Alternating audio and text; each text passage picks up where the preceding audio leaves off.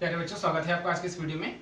आज हम BA second year का भारतीय शासन एवं राजनीति का एक प्रश्न पत्र है, उससे संबंधित कुछ महत्वपूर्ण अनुच्छेदों के बारे में आज विस्तार से जानेंगे। ये सभी आपके आगामी प्रतियोगिता परीक्षाओं में भी काम आएंगे। तो आइए शुरू करते हैं आज का वीडियो।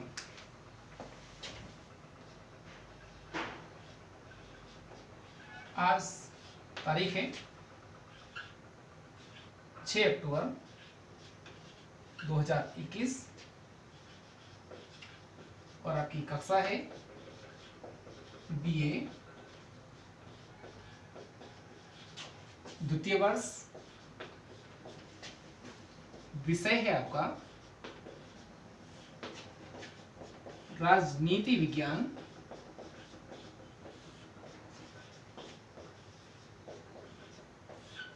और जो टॉपिक है वो है भारत का संविधान।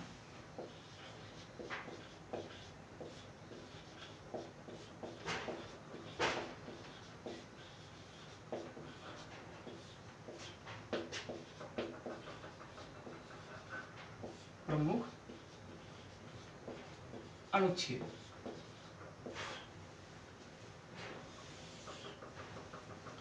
प्यारे बच्चों, जो भारत का संविधान है उसमें हम भाग 1, भाग 2 और भाग 3 को आज के वीडियो में जानेंगे और उसके एक एक अनुच्छेद को, जिससे आपको ये वीडियो अत्यंत उपयोगी तथा लाभकारी सिद्ध होगा। तो आइए शुरू करते हैं भारतीय संविधान के विभिन्न भागों के बारे में विस्तार पूर्वक जानने के बारे में। इससे पहले वीडियो में हमने आपको भारतीय संविधान के जो भाग हैं, उन भागों की संख्या, उन भागों में क्या क्या दिया गया है, किस किस अनुच्छेद में इन चीजों का उल्लेख किया गया है, उसके बारे में आपको विस्तार से बताया था। इसके अलावा भारतीय संविधान में जो अनुसूचियां हैं उसके बारे में आपको बताया जा चुका है। प्रस्तावना के बारे में भी आपको पूर्व की वीडियो में बताया जा चुका है। तो आइए आज शुरू करते हैं भाग 1, भाग 2 तथा भारतीय संविधान का भाग 3। जो भारतीय संविधान का भाग 1 है, भाग 1, उस भाग का नाम है संघ तथा उसका राज्य क्षेत्र। जो ये भाग 1 है, ये अनुच्छेद 1 से अनुच्छेद 4 तक है। यानी कि जो भारत के संविधान का भाग 1 है, संघ तथा उसका राज्य क्षेत्र, ये अनुच्छेद 1 से प्रारंभ होता है और अनुच्छेद 4 तक ये समाप्त हो जाता है। अनुच्छेद 5 से 11 में भाग 2 आएगा, नागरिकता। उसमें हम नागरिकता संबंधी प्रावधानों के बारे में जानेंगे, लेकिन पहले हम भाग 1 को जानेंगे कि उसके भाग 1 के अनुच्छेद 1 में क्या लिखा है, 2 में क्या लिखा है, 3 में क्या लिखा है, 4 में क्या लिखा है और विस्तार पूर्वक उसके जानेंगे। तो आइए शुरू करते हैं भारतीय संविधान का भाग 1, संघ तथा उसका राज्य क्षेत्र। तो इसका जो पहला अनुच्छेद है भारतीय संविधान का, जो आपका पहला अनुच्छेद है, इन्हें हम आर्टिकल भी कहते हैं, अनुच्छेद 1। इस अनुच्छेद में लिखा है कि भारत राज्यों का एक संघ होगा। इसको जान लेते हैं। भारत राज्यों का एक संघ होगा। कई बार ये प्रश्न पूछा जाता है कि भारतीय संविधान के किस अनुच्छेद में लिखा है कि भारत राज्यों का एक संघ होगा। तो आपको याद रखना है कि भारत राज्यों का एक संघ होगा, ये लिखा है पहले अनुच्छेद में। यहाँ पर एक चीज जानना और आवश्यक है कि भारत का जो ये पहला भाग है, संघ तथा राज्य क्षेत्र, इसके अंतर्गत वर्तमान में कितने राज्य हैं, कितने केंद्र शासित प्रदेश हैं। तो वर्तमान में जो भारत में राज्य हैं उनकी संख्या है 28 और जो केंद्र शासित प्रदेश हैं उनकी संख्या है 8। अगर हम भारत के बारे में, पूर्व के बारे में बात करें, स्वतंत्रता से पूर्व, तो भारत में स्वतंत्रता के समय कह सकते हैं 1950 में भारत के जो राज्य थे या संघ राज्य क्षेत्र था, इसको हमने 4 भागों में बांटा था। एक था राज्य क भाग में, ख भाग में हमने रखा था संघ शासित क्षेत्रों को, और जो ग क्षेत्र था उसमें चीफ कमिश्नरी क्षेत्र, और टी क्षेत्र में हमने उन क्षेत्रों को शामिल किया था जो अर्जित क्षेत्र थे या जिनको हमने अधिग्रहित किया था। खास करके इसमें अंडमान और निकोबार द्वीप समूह इसमें शामिल थे। तो जो भाग थे हमारे, उसमें 4 भाग थे, भाग क, ख, ग, घ, 4 भागों में हमारा राज्य बटे हुए थे। जबकि जो पहला हमारा भाग है संघ तथा राज्य क्षेत्र, इसमें हम भारत के राज्यों को, संघीय क्षेत्रों को और जो हमारे अधिग्रहित क्षेत्र हैं उनको हम भाग 1 में शामिल करते हैं। तो भारत का जो पहला अनुच्छेद है, भारत राज्यों का एक संघ होगा, याद रखिएगा ये अनुच्छेद 1 में कहा गया है। एग्जाम में पूछा जाता है कि भारतीय संविधान के अनुच्छेद 1 में क्या कहा गया है, तो इसमें कहा गया है कि भारत राज्यों का एक संघ होगा। आइए देखते हैं अनुच्छेद 2 में क्या कहा गया है। अनुच्छेद 2, जो भारतीय संविधान का अनुच्छेद 2 है, ये भारत में नए राज्यों के प्रवेश तथा स्थापना के बारे में वर्णन करता है। लिख लेते हैं, अनुच्छेद 2 में लिखा है नए राज्यों का प्रवेश तथा स्थापना। इस चीज का जो उल्लेख है वो अनुच्छेद 2 में किया गया है। अब देखिए इसमें नए राज्य कौन से हो सकते हैं। आपको शायद पता होगा जो सिक्किम है वो एक राज्य नहीं था भारत का 1975 से पहले, वो बाद में भारत में शामिल किया गया। उस समय इंदिरा गांधी भारत की प्रधानमंत्री थी, वो हमारा एक तरह से अधिराज्य था, उसको हमने भारत में शामिल किया। तो सिक्किम को हमने अनुच्छेद 2 के अंतर्गत नए राज्य के रूप में शामिल किया। इसके अलावा नए राज्यों की स्थापना जो होती है वो नए राज्यों की स्थापना अनुच्छेद 2 के अंतर्गत ही होती है। उदाहरण के तौर पे आपने सुना होगा भाषाई आधार पर भारत में बनने वाला एक राज्य था आपका आंध्र प्रदेश। तो वो जो नया राज्य बना, उस नए राज्य की स्थापना जो हुई वो अनुच्छेद 2 के अंतर्गत हुई थी। आइए जानते हैं अनुच्छेद 3 में क्या लिखा है। भारतीय संविधान का जो अनुच्छेद है, अनुच्छेद 3, अनुच्छेद 3 में लिखा है नए राज्यों का निर्माण, क्षेत्र, सीमा तथा नाम परिवर्तन संबंधी प्रावधान अनुच्छेद 3 में लिखे गए हैं। अर्थात नए राज्यों का निर्माण, क्षेत्र, सीमा तथा नाम परिवर्तन। जो आपका ये अनुच्छेद है, अनुच्छेद 3, इसमें लिखा गया है कि जो नए राज्य होंगे उनका निर्माण किस प्रकार से होगा, उनकी क्षेत्र में किस प्रकार से परिवर्तन किया जा सकता है, उनकी सीमाओं में परिवर्तन किया जा सकता है, इसके अलावा उनके नाम में भी परिवर्तन किया जा सकता है। तो ये चीजें जो परिवर्तन संबंधी हैं ये अनुच्छेद 3 में दी गई हैं। यहाँ परिवर्तन का एक उदाहरण मैं आपको बता दूं कि उत्तराखंड हमारा वर्तमान में एक राज्य है और उत्तराखंड का नाम पहले उत्तरांचल हुआ करता था। तो 2007 के पश्चात इसका नाम बदल दिया गया, यानी कि जो उत्तराखंड नाम रखा गया उत्तरांचल से, या उत्तरांचल का नाम परिवर्तित करके उत्तराखंड बनाया गया, वो यहाँ से जुड़ा हुआ है नाम परिवर्तन से।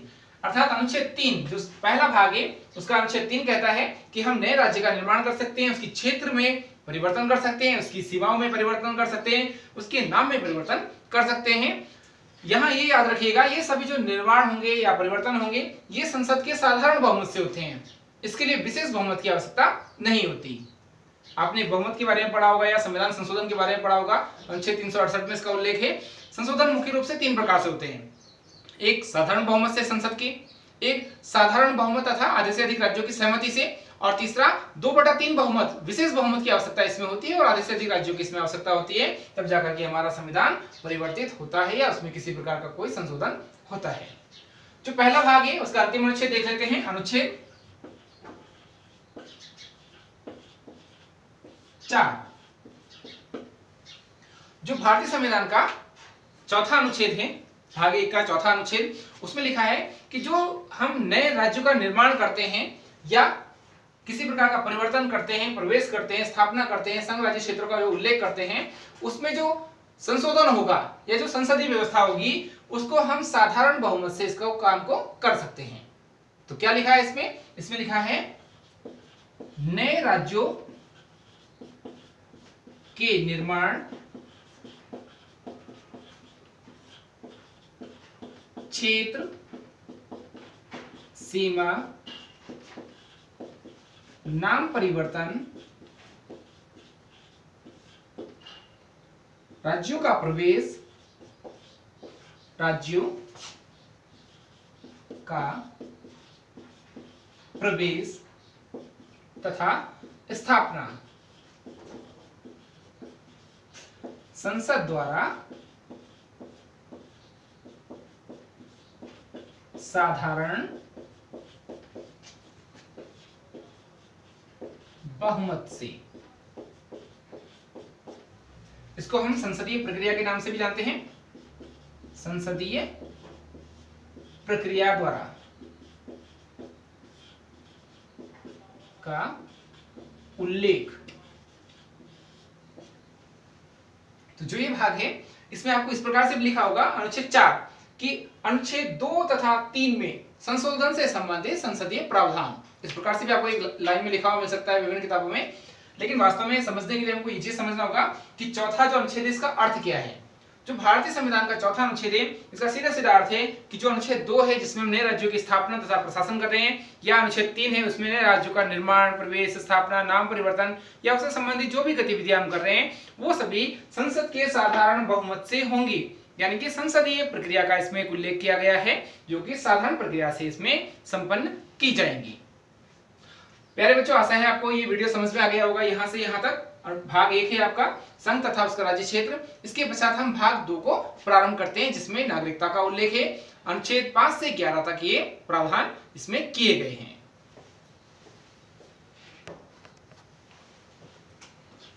आपका भाग 2 है। भाग 2, ये भाग 2 आपका नागरिकता से संबंधित है। नागरिकता, और जो भाग 2 है आपका ये अनुच्छेद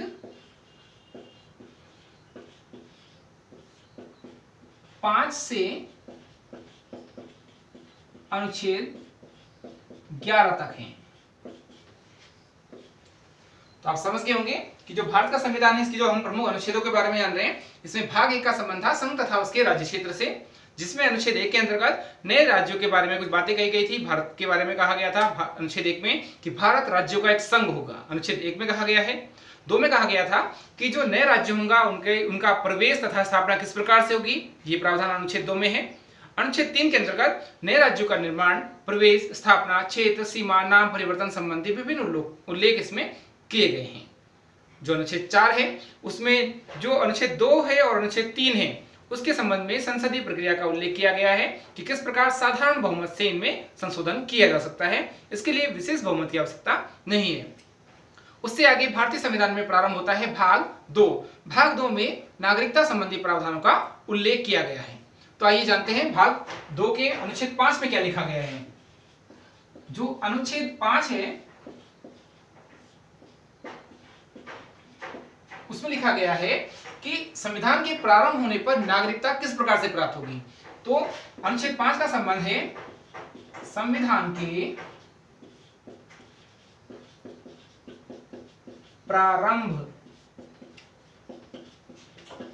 होने पर नागरिकता संबंधी प्रावधान।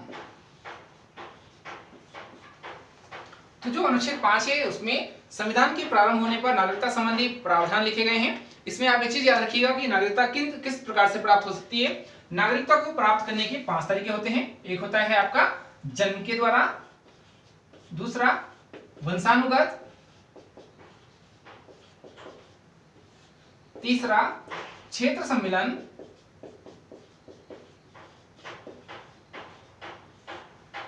चौथा देशीयकरण, जन्म से, वंश से। इसके अलावा एक तरीका और भी है, 5वां, वो होता है पंजीकरण से। यदि कोई व्यक्ति अपना पंजीकरण करा ले पंजीकरण द्वारा। तो जो अनुच्छेद 5 है इसका संबंध है कि भारतीय संविधान के प्रारंभ होने पर नागरिकता संबंधी प्रावधान दिए गए हैं। तो कोई भी व्यक्ति भारतीय नागरिक कैसे कहलाएगा। आप सभी जानते हैं कि भारत का संविधान 26 नवंबर 1949 को बनकर तैयार हुआ था, लेकिन हम गणतंत्र बने 26 जनवरी 1950 से। यानी कि जो भारत का संविधान है वो लागू हुआ 26 जनवरी 1950 को। और हम बात कर रहे हैं इसमें अनुच्छेद 5 के बारे में कि भारतीय संविधान में नागरिकता संबंधी जो प्रावधान है वो किस प्रकार से दिए गए हैं। तो इसके प्रारंभ होने पर नागरिकता प्राप्ति के संबंध में, इसके अलावा इसको खोने के संबंध में विभिन्न प्रकार के प्रावधान दिए गए हैं। तो पहले हम इसको जान लेते हैं कि नागरिकता संबंधी जो प्रावधान है उसमें हम नागरिकता को प्राप्त कैसे कर सकते हैं। तो नागरिकता प्राप्त करने का एक तरीका होता है जन्म से। भारत स्वतंत्र हो गया, स्वतंत्र होने के पश्चात जो व्यक्ति भारत में जन्मा है तो वो ऑटोमेटिक, सीधी सी बात है, भारत का नागरिक बन गया। यानी कि जो जन्मजात व्यक्ति होगा वो भारत का नागरिक कहलाएगा। इसके अलावा अगर वंशानुगत, उसके वंशावली से कोई व्यक्ति भारत में रहता है, पीढ़ियां है, माता पिता कोई भी किसी भी उद्भव का है, लेकिन उसमें से एक व्यक्ति भारतीय नागरिक है तो वो भी वंशानुगत के आधार पर भारतीय नागरिक कहलाएगा। जो तीसरा तरीका है वो है क्षेत्र सम्मिलन। अगर भारत किसी क्षेत्र को अधिग्रहित कर लेता है, अपने में समाहित कर लेता है, तो वो क्षेत्र जो भारत में शामिल होगा उसके नागरिक भी भारतीय नागरिक कहलाएंगे। जैसे कि आपने सुना होगा पौंडीचेरी हुआ या गोवा हुआ या पुर्तगाली बस्तियां थी हमारे पास, या हमने अंडमान निकोबार द्वीप समूह को लिया, या अरब सागर के कुछ क्षेत्र हैं जिसमें आपने बंगाली खाड़ी के कुछ क्षेत्र देखे होंगे। तो ये सभी क्षेत्र शामिल किए गए भारत में, तो ये भी भारत के नागरिक कहलाएंगे। इसके अलावा देशीयकरण, यदि हम देशीयकरण करते हैं किसी क्षेत्र का, उसको पूरा अपने अंदर ले लें, तो वो जो देशीयकरण की प्रक्रिया कहलाएगी, उससे भी नागरिकता प्राप्त की जा सकती है। और पांचवा तरीका है पंजीकरण, यानी कि अगर हम रजिस्ट्रेशन करा लेते हैं कि हम भारतीय नागरिक बनना चाहते हैं, तो पंजीकरण के माध्यम से भी हमको नागरिकता मिल जाती है। नागरिकता के संबंध में आपने अभी सुना होगा 2019 में एक नागरिकता संशोधन विधेयक भारत में लाया गया 5वीं बार। इसमें यह प्रावधान किया गया था कि जो कुछ नागरिक हैं जिसमें हिंदू, सिख, ईसाई, बौद्ध, जैन, पारसी, मुस्लिमों को इसमें छोड़ दिया गया। ये जो 6 संप्रदाय हैं, इनके नागरिक यदि भारत में आते हैं, रहते हैं, और पहले 11 वर्ष का समय था, अब यदि वो केवल 5 वर्ष भारत में रहते हैं तो उनको भारतीय नागरिकता प्रदान कर दी जाएगी। ग्रुप आप याद रखिएगा, हिंदू, सिख, ईसाई, बौद्ध, जैन, पारसी, केवल ये जो 6 समुदाय हैं, इनको 2019 में जो भारतीय नागरिकता संशोधन अधिनियम था उसमें शामिल किया गया। भारतीय नागरिकता प्रदान करने संबंधी प्रावधान किए गए थे। तो हम बात कर रहे हैं भारतीय संविधान के भाग 2 नागरिकता के पहले अनुच्छेद, अनुच्छेद 5 के बारे में। अगला अनुच्छेद देखते हैं, अनुच्छेद 6 के बारे में।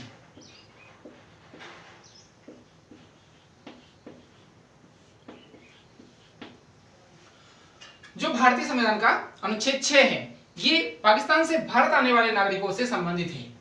लिख लेते हैं इसको, पाकिस्तान से भारत आने वाले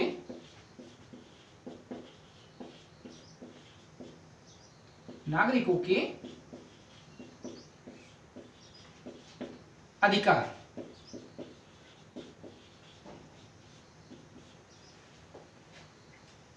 तो अब हमने बात की अनुच्छेद 6 के बारे में। ये 1947 के समय की घटना थी, आप सभी जानते होंगे। भारतीय संविधान तो बनना 1900 पहले प्रारंभ हो गया था 1946 में, 13 दिसंबर 1946 को उसमें उद्देश्य प्रस्ताव भी पारित किया गया था।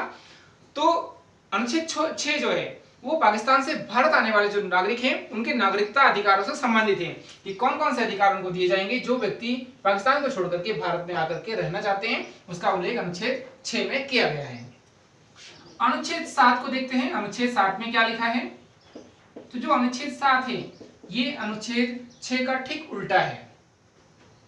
इसमें दिया गया है कि भारत से पाकिस्तान जाने वाले, भारत से पाकिस्तान जाने वाले व्यक्तियों के नागरिकता अधिकार। जो अनुच्छेद 7 है इसमें दिया गया है कि जो व्यक्ति भारत से पाकिस्तान जाना चाहता है, क्योंकि 1947 में जब भारत का विभाजन हुआ था, 14-15 अगस्त को 2 देश आजाद हुए थे, तो उस समय काफी लोग थे जो भारत से पाकिस्तान जाना चाहते थे और बहुत सारे लोग थे जो पाकिस्तान से भारत आना चाहते थे। तो उनके लिए भी इसमें प्रावधान किया गया था कि भारत से जो व्यक्ति पाकिस्तान जा रहे हैं उनके क्या नागरिकता अधिकार होंगे या उनके लिए नागरिकता संबंधी क्या प्रावधान होंगे, उनके वंशज जो भारत में होंगे उनके लिए क्या प्रावधान होंगे, यदि भविष्य में वो वापस आना चाहते हैं तो उनके लिए क्या प्रावधान होंगे। तो इन चीजों का उल्लेख जो था वो भारतीय संविधान के अनुच्छेद 7 में किया गया था। अनुच्छेद 8 देखते हैं।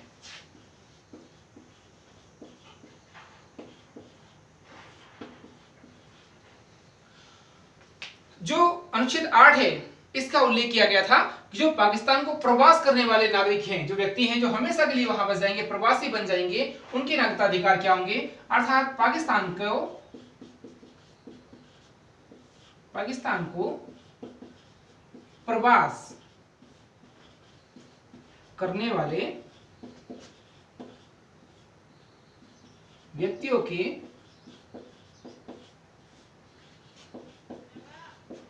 नागरिकता अधिकार।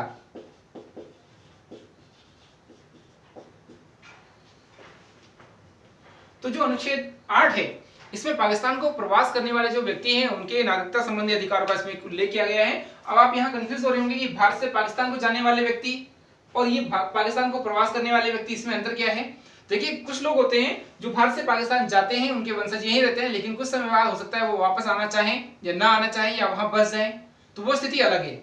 लेकिन जो प्रवासी व्यक्ति होगा, ये जो प्रवास है, प्रवास मतलब एक व्यक्ति का एक स्थान से दूसरे स्थान पर स्थायी रूप से जाकर के बस जाना, जो व्यक्ति परमानेंटली वहां जाकर के बस गया। प्रवास दो प्रकार का होता है, एक होता है प्रवासी, एक होता है अप्रवासी। प्रवासी में व्यक्ति हमेशा के लिए प्रवास करता है, वहीं रहता है, वहां से वो कभी भी वापस नहीं आएगा। अप्रवासी वापस आ सकता है। तो ये जो प्रवास होता है ये कई प्रकार का होता है, लेकिन अभी हम प्रवास के बारे में नहीं जानेंगे कि कितने प्रकार होते हैं, कि शहर से गांव की ओर, गांव से शहर की ओर, अंतर क्षेत्रीय या अंतरराष्ट्रीय प्रवास, वो छोड़ देंगे फिलहाल। तो अनुच्छेद 8 में लेके गया है प्रवास करने वाले व्यक्तियों के नागरिकता अधिकार से संबंधित इसका संबंध है अनुच्छेद 8 का। अनुच्छेद 9 के बारे में बात करते हैं। अनुच्छेद 9, ये जो अनुच्छेद 9 है इसका संबंध विदेशी नागरिकता ग्रहण करने पर, विदेशी नागरिक बनने पर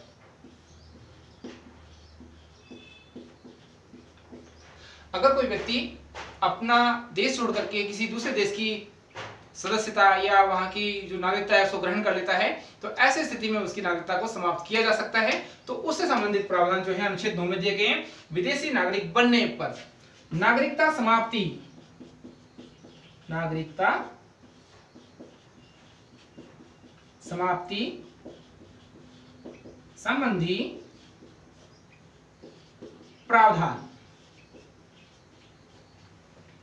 यदि कोई व्यक्ति अपने देश को छोड़ करके किसी दूसरे देश में जाकर के बस जाता है और वहां की नागरिकता ले लेता है, तो ऐसी स्थिति में उस व्यक्ति की जो नागरिकता है उसको समाप्त किया जा सकता है।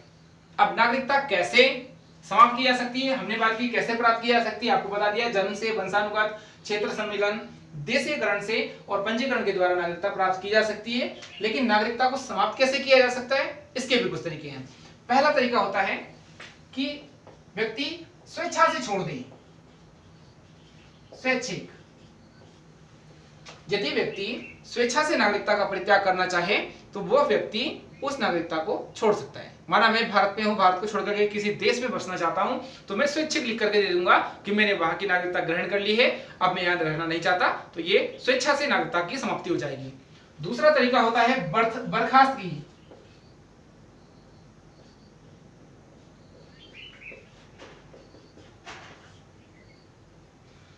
बर्खास्तगी या निरस्त करना इसको।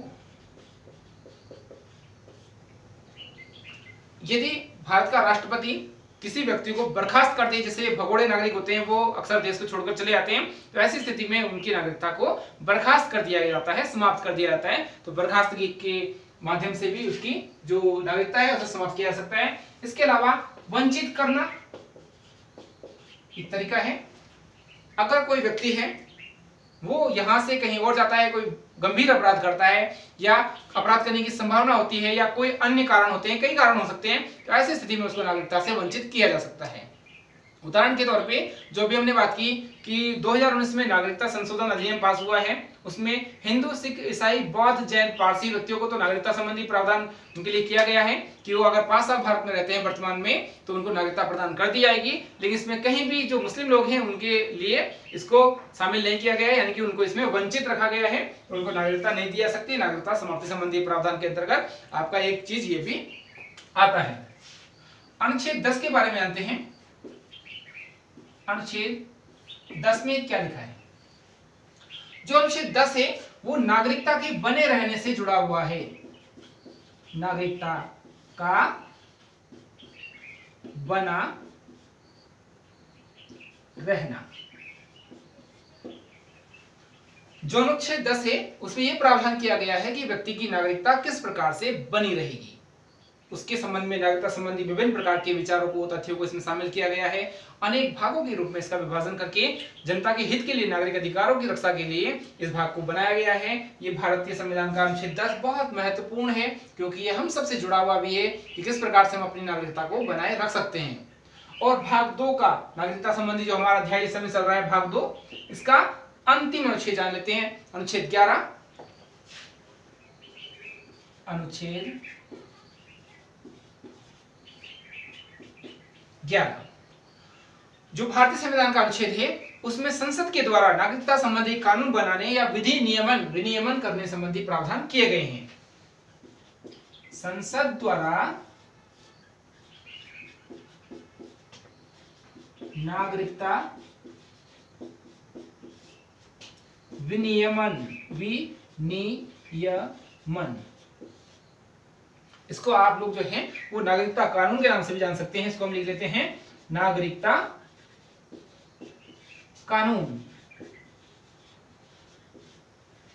अर्थात जो हम बात कर रहे हैं भारतीय संविधान के प्रमुख अनुच्छेदों के बारे में, भाग 2 के बारे में, 2 का उल्लेख नागरिकता से संबंधित है। इस अनुच्छेद 2 में जो आपका 11वां अनुच्छेद है उसमें साफ साफ लिखा है कि संसद के द्वारा जो नागरिकता होगी उसको किस प्रकार से प्राप्त किया जा सकता है या उसका विनियमन किस प्रकार से किया जा सकता है।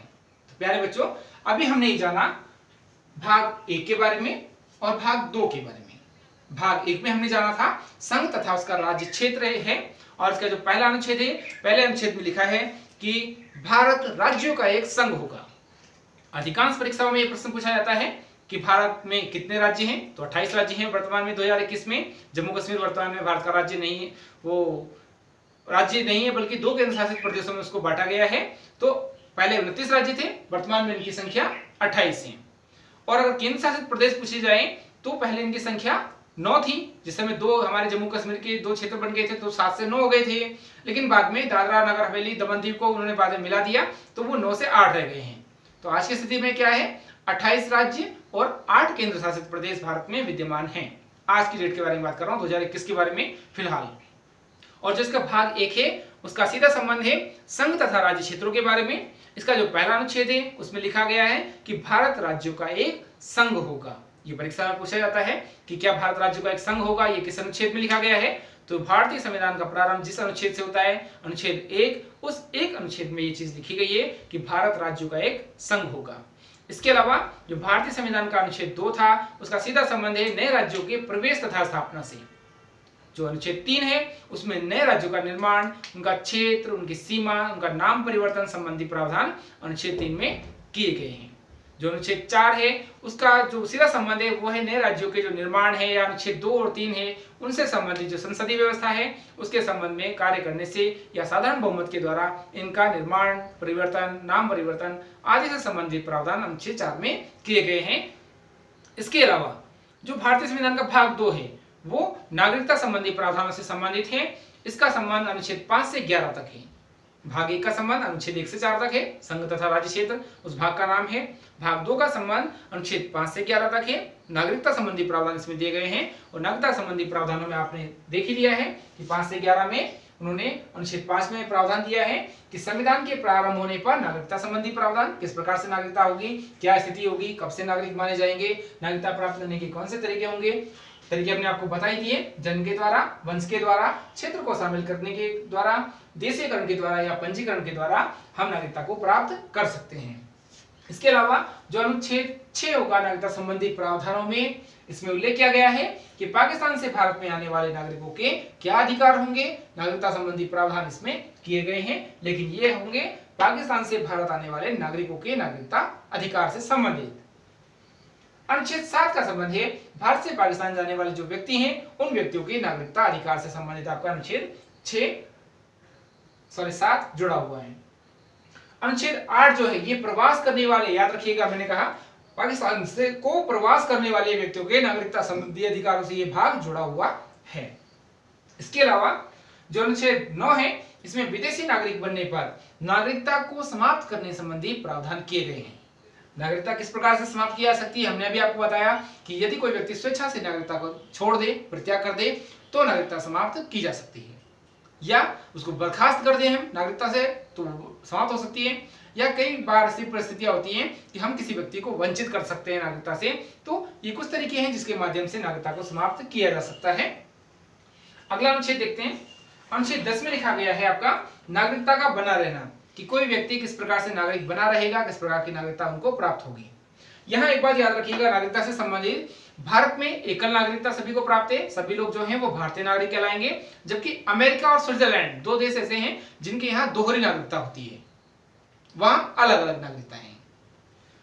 जो अंतिम अनुच्छेद है भाग 2 का नागरिकता संबंधी प्रावधानों का अनुच्छेद 11, संसद द्वारा नागरिकता संबंधी जो नियम है, विनियम है या जो कानून बनाए जाते हैं उसके संबंध में संसदीय शक्ति इसमें दी गई है। तो अनुच्छेद 11 का संबंध आपके संसदीय नागरिकता संबंधी कानूनों का विनियमन से संबंधित है। प्यारे बच्चों, आशा है आपको आज का ये वीडियो भी पसंद आएगा। इसको पढ़िएगा, बार बार सुनिएगा। मैं आपको संपूर्ण संविधान को इसी प्रकार से समझाऊंगा। अगले भाग में हम पढ़ेंगे भाग 3 के बारे में, जो कि मौलिक अधिकारों से संबंधित है।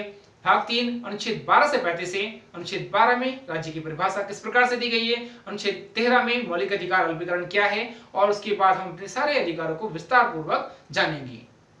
आपको अगर ये वीडियो पसंद आए तो इसको आप पढ़ते भी रहिए, सुनते रहिए, लाइक शेयर सब्सक्राइब भी कीजिए, और ये आशा है आपके लिए बहुत अत्यंत उपयोगी होगा आगामी प्रतियोगिता परीक्षा में भी, आपकी जो कक्षा है उसमें भी। आज के लिए इतना ही, धन्यवाद।